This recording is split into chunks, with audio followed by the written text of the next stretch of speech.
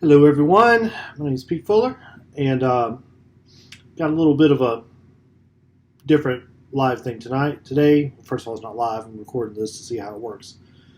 Um, but I got word that this is my first here. I got yelled at on the radio last Thursday. The former chair of the Republican Party here has a little radio show on 4 or 5 or 6 o'clock on Thursday mornings. I rarely hear it because, frankly, I'm not up that early, and last thing I want to start my day with is that. But I heard this week that the current Republican chair here in Jackson County was going to be on there, and me and him have had a back and two in the paper, so I just wanted to see what he was going to say. So I tuned in, and as we learned in the Republican governor's race last time, there's lots of ways to record things with your little cell phone. So I went ahead and recorded that portion as well because you never know what people are going to say. And specifically, that one's hard to hear. That's the other reason I never catch it, because it's not recorded. If you don't get up on a Thursday morning and listen to Ron talk, there's no way to hear this. So this is all that radio station in Commerce, which I'm sure is a fine radio station. Otherwise, don't know. But yeah, there's some background on this, first of all. Several weeks ago, at the last Board of Elections meeting here in Jackson County, the Elections Board supervisor of elections here, who answers to the Election Board, she was listing off what she was planning on having to do, and really was going to have to do, to ensure a safe election here now on June 9th. If you sat in that meeting, you heard her go over event after event after event, which was well outside of just the realm of normal elections things, and into a very much different realm of public health and safety. Like things like sanitizing election equipment, whether or not gloves could be used with the new equipment, changing out pins and things that people would have to sign with, keeping people distance, all the things that we have to do for life right now while we have this virus to deal with. And well outside of just like making sure voter rolls are taken care of and make sure people can get in and get access to stuff. This is also something shared by the state. The state Secretary of State's office sent out absentee request forms to every active voter in the state a few months ago now, or a month ago or so ago now. Everybody knew that vote by mail was going to be very important just to have an election for this primary. And this is a primary election. It's not a partisan election where you've got Democrats and Republicans running against each other. This isn't a one party gets advantage type thing. This is a party primary. So me hearing this, and apparently most members of the elections board heard this as well, and were like, why are we doing in-person voting when we have a perfectly good way to handle voting not in person with the vote by mail statute? We've had this on the books now for 10, 15, 20 years. This is how, and it's been in place. All of it, like I said, all the Secretary of State had to do was send out a absentee ballot request form, which many people sent in. We've got a massive uptick in people that are absentee voting. But yeah, the Board of Elections passed this. The Board of Elections heard this. They actually passed a resolution which went further than the State Board and the Secretary of State, urging them to just not have in-person voting for this time only. It's not in the Jackson County Elections Board. It's not in their jurisdiction to say we want to do it here, and we're not. We are going to have in-person voting on June 9th and early voting as well. But they were urging the State Board to take effect. I thought this was a good move. Apparently, some people in the Republican Party saw some weird advantage to this for Democrats and were urging people not to do this. So I actually heard through the grapevine, through the elections board, that we had people that were elderly that were starting to contact after a rumor got started and going around that voting by mail was some sort of Democratic, I don't know, fraud, hoax, whatever you want to call it, something that was just going to benefit Democrats, which is ridiculous. It's just voting. And if you vote, that's good. We want civic participation in the process. But, yeah, that got out, and we heard from the Board of Elections Board that we had elderly people that were mailing in and saying, hey, please rescind my absentee ballot. I want to come in person to vote.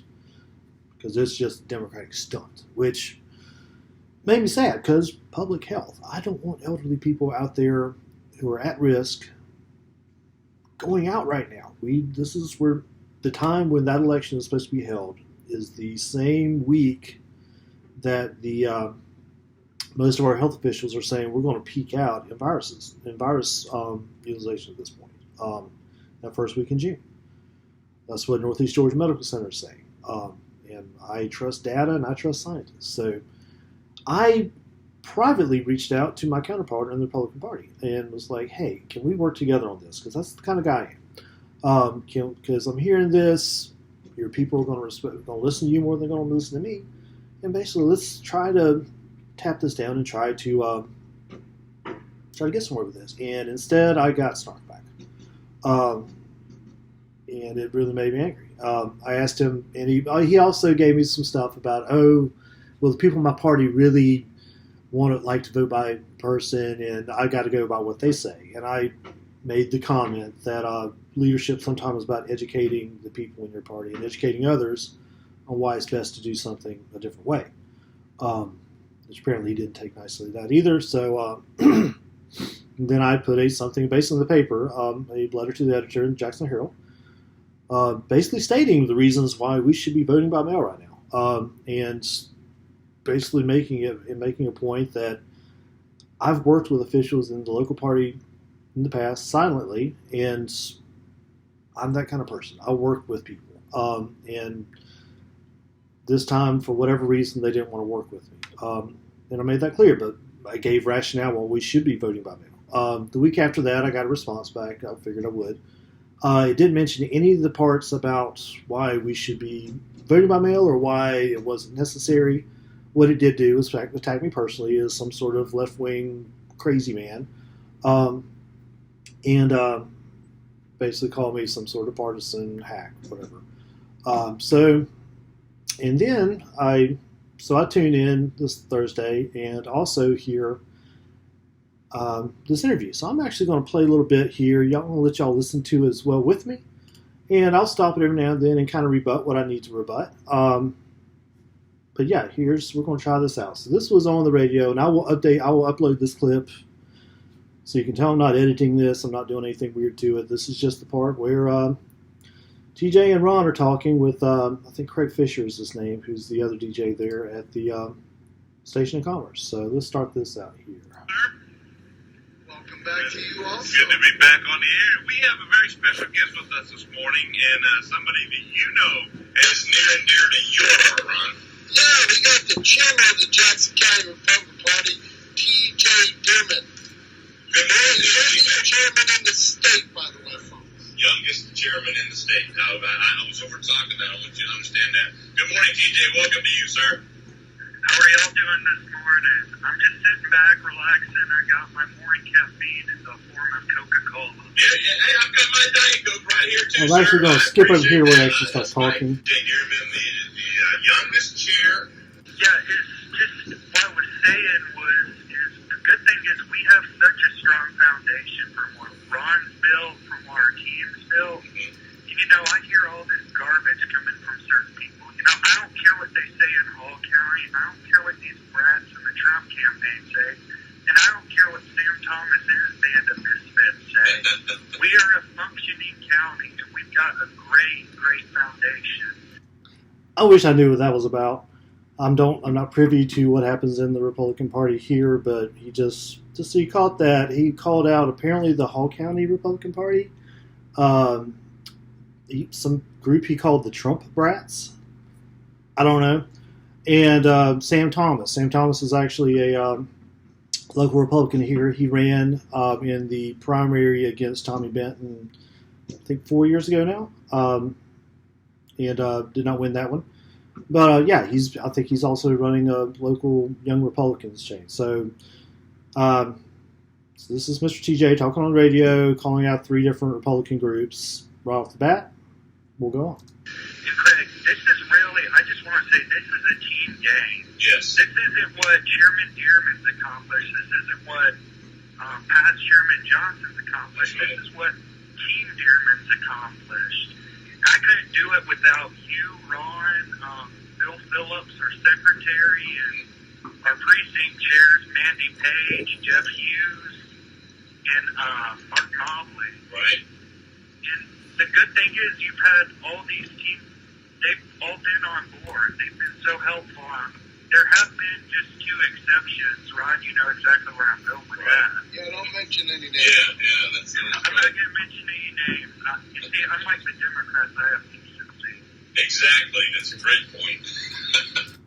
A great point. That unlike the Democrats, they have decency. That seems kind of. I don't think I'm a decent person. Come on, that's hurtful, man. That's hurtful. And Craig, you mentioned earlier about the liberal media. Well, Yes. I was actually at Exxon this morning. I looked at the Jackson Herald, and on the front page, Mike Ding Dong Buffington. That's Mike Ding Dong Buffington. This is how we're going with. So we're just going full name calling and juvenile nonsense here in the county because I don't know. what I started calling him. I don't know why it just worked. It just works. And actually published on the front page saying that officials in the party asked Erma to resign, which simply wasn't the case, as you know. That's Erma Denny. Erma Denny is a Republican nominee to the Board of Elections. She was a Republican nominee. She is actually the one who pushed forward on the Board of Elections to do the vote by mail resolution. And what he's talking about here is a story in Jackson Herald. I'll try to make a point to put that in the comments as well. That she was asked to resign because she pushed this. You're going to hear TJ here basically say that she was never asked to resign. I've also got this email that I was copied on because I get copied on stuff for the Board of Elections. What TJ wrote here on Wednesday, April 8th was, quote, I just wanted to reach out and let you know that when your term expires this November, I will not be reappointing you. If you want to step down before that, I will accept your resignation. Thank you. So maybe he didn't ask her to resign, but he sure is not sending a vote of confidence there. And if I will accept your resignation, seems like, first of all, he has no power to recall her as part of the thing. The way our Board of Elections appointees work is we nominate someone for the judge here, Judge Joe Booth, to then approve, and then he's the one that actually places on that board. We put names in nomination, he appoints them. So, first of all, he can't recall her if he wants to. He can't ask for her to resign, so basically he can say he will accept it. So, you can cut that either way. And let me also mention, too, so we're talking Board of Elections stuff here. The weekend before this, the Democratic Party, one of our nominees to the Board of Elections, Ms. Teresa Tate, passed away unexpectedly. And we are all very shook by this. I knew her well, I think. We had a lot of conversations, and I loved her very much. She was a wonderful, wonderful person. She was a real force over in the comments area. Not one mention of condolence here when talking about Board of Elections, and this had just happened just a few days before. Whether or not he knows that this happened or not, I don't know, but if he did, really, come on, say something about it. But so that's who Erma Denny is. Back to the conversation there, that's who he's talking about. He's saying he didn't ask her to resign and that the paper got something completely wrong. I think that's quibbling, personally. So. absolutely, I know that's not true. And it wasn't officials. Right. I mean, this young chairman decided he didn't want to reappoint her and let her know that she was not going to get reappointed. Exactly. He didn't ask me. I'm the one that appointed her. He is appointed her. But that's also TJ's prerogative. That's right. He's the chairman now. That's right. So Like Buffington, you get to pick who you want to work with you, don't you? that's right. TJ. Why Do You Love is Ron. I sent to you. I wrote an op-ed last week in the paper, in Buffington's paper, just calling out Pete Fuller, because for so long Pete's just been going around trashing everyone. And I called him out, and I'm pretty sure that's the first time he's ever been called out in such a friendly publication. That's probably And true. he didn't even know how to react to it. Wait. I apologize if I've just been going around trashing everyone. I literally can't think of anybody I've ever just went around trashing. If I hurt somebody's feelings, sorry, I do write things that are sort of pointed sometimes. I try to base them in fact and not just call your dog ugly or something. If you took that the wrong way, then sorry. But yeah, you've also got a point here where I wrote what I wrote in the paper. Please go look it up and read it. He wrote a response back that had nothing to do with what I wrote and basically just called me a third wing hack. He's the one that kind of went personal on me, I think. But I didn't lose any sleep over it. Let's put it like that. Because it didn't particularly hurt my feelings because it was kind of disjointed. Anyway. Something we know that we've been talking about Pete Fuller now being a Trump supporter, and we're so glad to have him in the Trump campaign now because he has accepted the stimulus package. So he wouldn't, since he didn't, we asked him if he really still believed in the Democrat principles, he would take his stimulus package, TJ, and give it to the Boys and Girls Club or some charity inside Jackson County. And if he accepted it, then we know he supports Donald Trump, and that's what he's doing. All right, so I find this quite funny that you've got TJ calling out the paper for doing fake news. Then Mr. Fisher here, who I have never spoken to in my life, ever, goes on to basically say with a straight face that he knew that I accepted the stimulus package and therefore he was trying to make a joke here, I'm assuming, but he goes on with a straight face to basically claim that I did something that he has no idea about. None. And first of all, that does not mean that I am a Trump supporter because I accepted money that the U.S. Congress appropriated for stimulus funds. Yeah, part of that's going to go to charity. Part of that's going to go up to make up my own salary, which has been cut by 20% because of furloughs that my company has had to do while I work. Because I need to feed my family as well, and I need to pay my mortgage and do all the things that I need to do.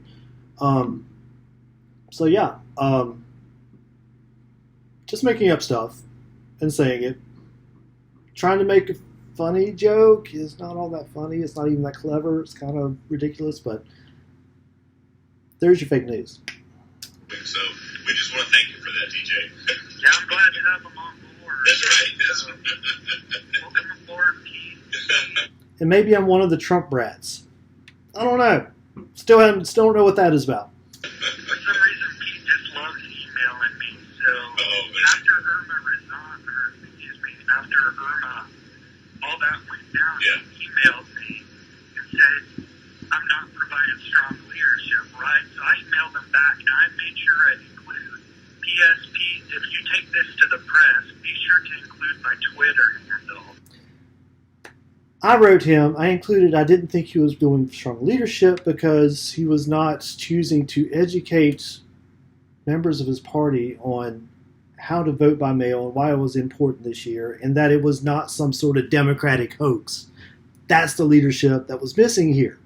That's why I really wanted him to do something. And I did this privately to start off with. Yes, I emailed him. I reached out because I do that. I work with people. I want to work with people, especially on issues that aren't partisan. There's no reason we should be apart on this. This is a joint thing. But yet, I'm the weird bad guy, and why I'm including his Twitter handle in anything, I have no idea. Still haven't figured that one out, but anyway. There you go. Yeah, listen. Yeah. Which I didn't. When he says you're not bringing strong leadership. I disagree with that because he's building his leadership group. Thanks, Ron. He didn't appoint Erma Denny. No. And I did. That's right. And I made a mistake doing that. I agree. I'm willing to admit that. Yes. Her term is up, and he wants to appoint somebody else. He is building. Kind of okay. So you're saying that TJ wants to appoint someone else. Ron Johnson, the former chair, appointed Erma. Irma's big sin here is that she wanted to support vote by mail because there is a pandemic spreading across the area. Especially a month ago, we didn't know how things were going to go. This is Miss Denny's big sin. Whatever. His leadership team. And Ron, like I said earlier, is I want team players. Erma, is I usually talk with Larry before elections board meetings, so we're on the same page. She just goes out there. She's not a team player. You can have your views, but it's a team game. We need to be on the same team page because if you look at these Democrats, they are always on the same page. Right. They all do as one. He's never been in a Democratic meeting where he thinks we're all on the same page. Yeah. And they get together. It's just ridiculous that we don't do that. And that's really my philosophy is play as a team. Well, TJ. And so the Democratic Party, we have chosen people to be on the elections board. Those folks, when we have chosen them, they are basically given a mandate to protect the viability of elections and use their best judgment. I don't supervise grown adults to use their best judgment. We as a team picked people that we felt wanted the vote to be protected, and that's who we appointed to the elections board. Because really, when it comes down to it, making sure people are able to vote is not a partisan thing either. It really shouldn't be. We just want people to be able to vote easily because that's democracy. Patriots have won 6 Super There you go. Bowls. That's Yeah, right. you got him grinning in there ear to ear, so that's exactly right. But use the sports analogy, and take it one step further. When a team gets a new manager or a new general manager, they will bring in their own people. They will bring in changes, and that's all you're doing, TJ. You took the mantle from Ron Johnson. And So they talk here about your own how people. well things are going. I'm going to skip ahead a little bit. And so that's not been the issue. You have issues. Had a speaker there, a local official. She was running for tax commissioner or something. This is something about a meeting he went to and thought that they were being mean to each other. Redistricting, you'll have unelected judges drawing the maps. If you think Dave Ralston is bad, wait till you see what's his name, Bob. Okay, basically he's making a point there that if Democrats win the House in Georgia, then you'll have unelected judges writing the maps. What we've seen over the last 20 years, and this has been an issue all over, and this tends to be a big issue with anytime you have politicians drawing their own maps. We have a lot of extremely gerrymandered districts in this area that are basically drawn because politicians want to draw their own maps and choose their own voters instead of the other way around. You see this big time in the Athens area, where Athens basically, out of their entire area, they have one Democratic rep and 2 Republicans, because they have taken slivers of Athens where somebody lives in Athens, but then they'll combine parts of Jackson and Oconee and Oglethorpe and Barrow in these districts. So you've got their little house that they live in Athens, but then they add in all these other conservative areas, places that have been voting conservative, and have that little district. That's how District 117 is. That covers part of Jackson, part of Barrow, part of Oconee, but then you've got Houston Gaines, who of Gaines School Road family down in Athens represents. He is of Athens, he is for Athens, but he has to get elected by votes outside of Athens. Because a previous guy, Mr. Bill Killip, had his little house down there, and the price for him to flip from the Democratic Party to the Republican Party was for them to draw that little district so he could keep it. That's been the story of Republicans drawing maps in this area for a long time. I personally do support a nonpartisan voter redistricting commission to draw fair maps, to draw neutral maps, maps that have more to do with geography than keeping people reelected over and over and over again. So, anyway. Trim or whatever. Okay. What he does as Speaker of the House, he'll give Kim hell for the next 2 years. Well, and that trickles down to the citizens of Georgia. You know, that's what happens there.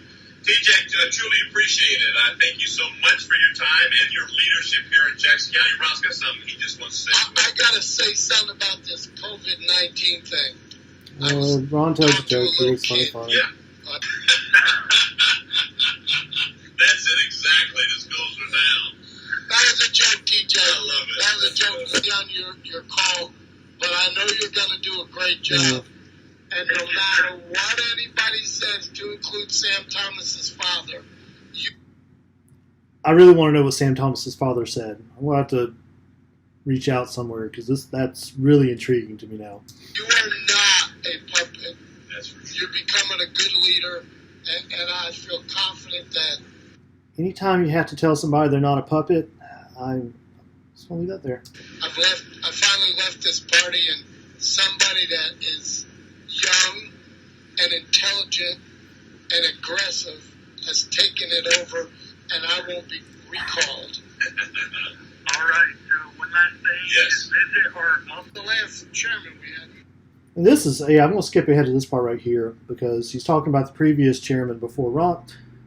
Before Ron's second stint as GOP chairman after he got kicked out of being the Board of Elections chair.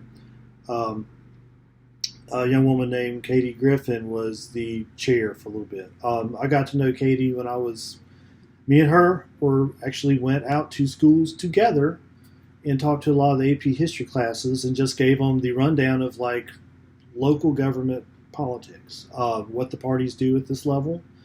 And I thought we got our little thing down pretty well going out and talking to these groups. Like, we politically are not aligned at all, but we were able to talk to these groups civilly, and I think the groups got a good bit out of it. But this is a little bit of internal politics with the Republican Party, and again, it's not my party, it's not my circus, it's not my monkeys.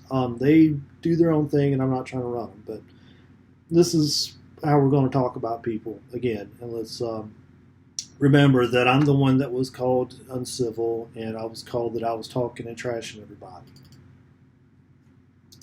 he's walking in his own. Correct. That's the You key. know, and I never expected that of the last chairman we had. No, absolutely not. And they're here to set their own team. Exactly. They're here and to do their own things. And TJ is leading in that right now. The problem is she didn't want to put her own team in place. There's a lot of issues on that She side. was That's for dependent sure. on me to get gas. She was dependent on me to make sure they had precinct chairs. I don't do that. No, not retire from the position. Right. Just keep the title. I am strictly a board member because I'm a past chairman. That's right. That's the only. So to finish out their segment, I'm counting 4 or 5 different groups that have been friendly with them in the past that they're trashing. They trash myself, which, as the Democratic guy over here, whatever, kind of expect that. The going after each other is kind of interesting to me. But yeah, this is on the radio, and it's broadcasted online. That's where I recorded off of. This is a Republican show over in Commerce, and that's where I think I hit all the points that I wanted to hit. That out of a little 15-minute hit. So there's my response to this, and I hope y'all enjoy that little bit of commentary. And Ron, don't count on me listening to your show every Thursday morning because, frankly, it's kind of hard to listen to. So yeah, oh darn, I trashed somebody. Apologies. But yeah, there's that's how this gets talked about. And I'll upload the points that go along with this afterwards. Including this. Okay, I've got a copy of this email, this whole clip. If you want to just verify that I didn't edit it and do some sort of dark web stuff with it, or deep fake or whatever they call it. And otherwise, that's what I got for you today. So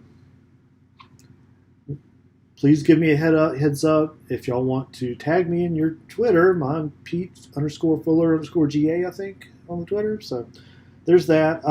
And give me a heads up. I would go talk to you on this show. If you want to call me up, we can discuss things. I think Ron actually blocked me on the Facebook when I caught him telling people that I was too scared to go on his show. And the only invitation I'd ever gotten was, hey, you ought to come on my show in the meat market area of Kroger, which I didn't think was a formal invitation, since we lived in the same neighborhood and he could come tell me. He had my phone number. He could call me up and say, hey, you want to be on this week? That sounds like a little bit more definite thing, but instead he was telling people I was too chicken to be on there. I called him out on it when I saw him posting that, and he blocked me. So, again, who's trashing who? And I know this is a petty tit-for-tat nonsense, and I really feel kind of ridiculous about doing this, but same time, I feel like there needs to be a little bit of defending myself. So, there we go. Hope everybody's having a great day. I've almost finished this fine beverage. I'm going to finish this and get on with my day and my life. So, hope you all enjoy.